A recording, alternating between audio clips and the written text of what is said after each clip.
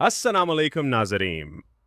Supreme court کے فیصلے کے بعد خیبر پختونخوا کے پی میں Pakistan Tehreek Insaf P T I کی حکومت کو گرانے کا خطرہ بڑھ گیا ہے۔ سپریم کورٹ کا فیصلہ پی ٹی آئی کو مخصوص نشستوں سے محروم۔ 27 جون 2025 کو سپریم کورٹ نے فیصلہ سنایا کہ پی ٹی آئی مخصوص نشستوں، خواتین اور اقلیتوں کے لیے کی حقدار نہیں ہے۔ یہ فیصلہ اس بنیاد پر کیا گیا کہ پی ٹی آئی نے 2024 کے عام انتخابات میں بطور جماعت حصہ نہیں لیا تھا اور اس کے امیدوار آزاد حیثیت میں منتخب ہوئے تھے۔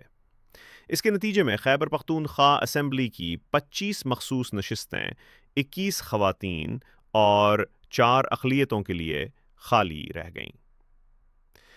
خیبر پختونخوا اسمبلی میں طاقت کا توازن: کل نشستیں 145، پی ٹی آئی کی حمایت یافتہ آزاد ارکان 93، اپوزیشن جماعتیں 27 نشستیں: پاکستان مسلم لیگ نن، جمعیت علماء اسلام، پاکستان پیپلز پارٹی، عوامی نیشنل پارٹی اور پی ٹی آئی پارلیمنٹیرینز۔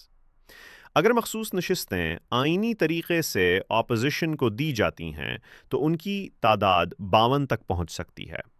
اگر 35 آزاد ارکان اپوزیشن کا ساتھ دیتے ہیں تو مجموعی تعداد 88 ہو جائے گی، جو حکومت بنانے کے لیے درکار 73 نشستوں سے کہیں زیادہ ہے۔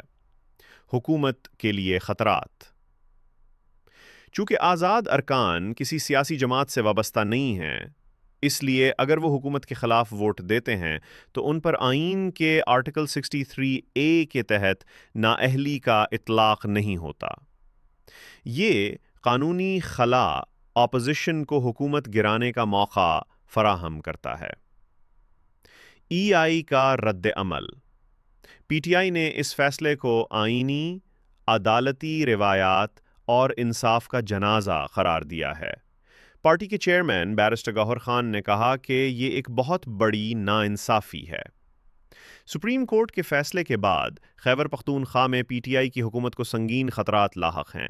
آزاد ارکان کی حمایت حکومت کے لیے نہایت اہم ہو گئی ہے اور اپوزیشن کی کوشش ہے کہ وہ ان ارکان کو اپنے ساتھ ملا کر حکومت گرا دے۔